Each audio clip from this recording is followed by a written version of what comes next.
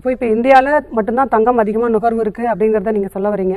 அப்படி இருக்கிற பட்சத்தில் ஆபரண தங்கத்தில் இப்போ வந்து ஒரு ஒரு ஒரு சவரன் நகை வாங்குகிறோம், இல்லை ஒரு ஒரு தோடு வாங்கணும், இந்த மாதிரியான ஒரு விஷயத்துக்கு ஒரு ஒரு வாடிக்கையாளர் கடைக்கு வராங்க அப்படின்னு சொன்னால், இன்றைக்கி நான் ஒரு சவரன் வாங்க போகிறேன் அப்படின்னா இன்றைக்கி 55,560 ரூபாய். இது வந்து நீங்கள் தான் நிர்ணயம் பண்ணுறீங்க, நீங்கள் தான் அந்த வெப்சைட்டில் நீங்கள் போடுறீங்க, டெய்லி ஒரு டேட்டா போடுறீங்க.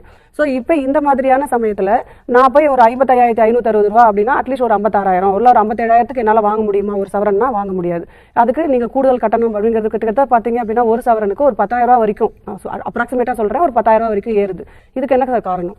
இல்லை, 10,000 ரூபாலாம் ஏறுதுன்னு சொல்ல முடியாது. அதாவது நீங்கள் வந்து நகையாக வாங்கும்போது மட்டும்தான் அது ஒரு 10%, 12% சேதாரம் இருக்கும். நீங்கள் காயினாக எடுத்துட்டீங்கன்னா வெறும் 2%, 3% சேதாரம்.